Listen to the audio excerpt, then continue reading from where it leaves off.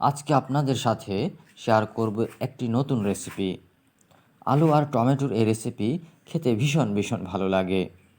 অবশ্যই আপনারা স্কিপ না করে পুরো ভিডিওটি দেখে নেবেন। আশা করি রেসিপিটি আপনাদের অনেক ভালো লাগবে। চ্যানেলে নতুন হলে চ্যানেলটি সাবস্ক্রাইব করার অনুরোধ রইল। বেল বাটন অন করে রাখবেন পরবর্তী নোটিফিকেশন পাওয়ার জন্য।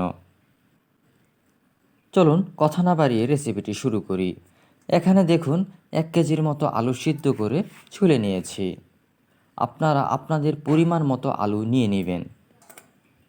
আমি আলুগুলো দুভাগ করে ভেঙে নিচ্ছি।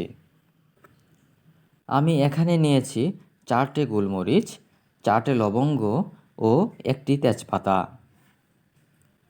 পেঁয়াজ নিয়েছি 4টি, রসুনের কোয়া নিয়েছি 4টি, আদা নিয়েছি 1 টুকরো ও মরিচ নিয়েছি 20টির মতো। আপনারা প্রয়োজন অনুযায়ী ঝাল কমিয়ে বাড়িয়ে নিতে পারেন। এবার আদা, রসুন, পেঁয়াজ, মরিচগুলো একসাথে ব্লেন্ড করে নেব। 2 টেবিল চামচ হলুদ, 1 টেবিল চামচ গুঁড়ো মরিচ, আধ চামচ ধনিয়া গুঁড়ো, আধ চামচ জিরে গুঁড়ো নিয়ে একটি চমৎকার পেস্ট বানিয়ে নেব। হালকা পানি দিয়ে পেস্টটিকে ভালোভাবে মিশিয়ে নেব। আমি এখানে নিয়ে নিচ্ছি 4টে টমেটো। বেশি টমেটো দিলে তরকারি টক লাগবে। গ্যাসে কড়াই দিয়ে দিলাম। দিয়ে দিচ্ছি এখানে 2 টেবিল চামচ সরিষার তেল। রান্নাটা আমি সরিষার তেলে করব। আপনারা চাইলে সাদা তেল দিয়েও রান্নাটা করতে পারেন। তেল হালকা গরম হয়ে এলে দিয়ে দিচ্ছি তেজপাতা, লবঙ্গ ও গোলমরিচগুলো। একটু নেড়ে নেব। এখন ব্লেন্ড করে রাখা পেঁয়াজ, রসুন, আদা, কাঁচামরিচ দিয়ে দিচ্ছি। এই রেসিপিতে পেঁয়াজের পরিমাণ একটু বেশি দিলে ভালো হয়।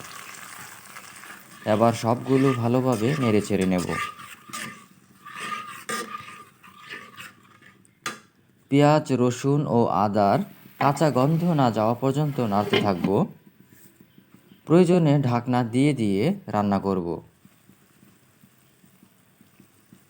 কাঁচা গন্ধ চলে গেলে আগে থেকে বানিয়ে রাখা পেস্ট দিয়ে দেব এবং ভালো করে নেড়েচেড়ে মিশিয়ে নেব।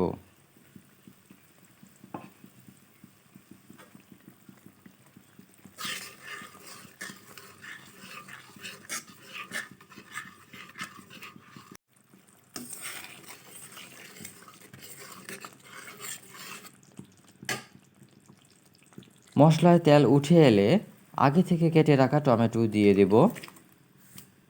এবার ভালো করে নেড়ে মশলার সাথে মেশাবো।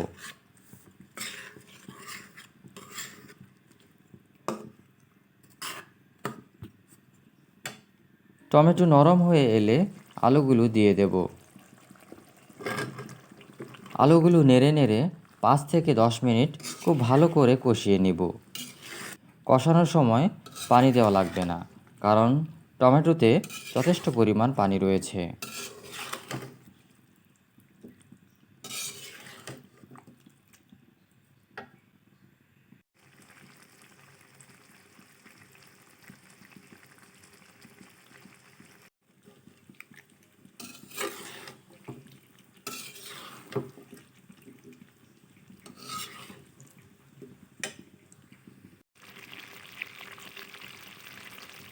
ভালো করে কষানো হয়ে গেলে এতে পরিমাণ মতো পানি দিয়ে দেব।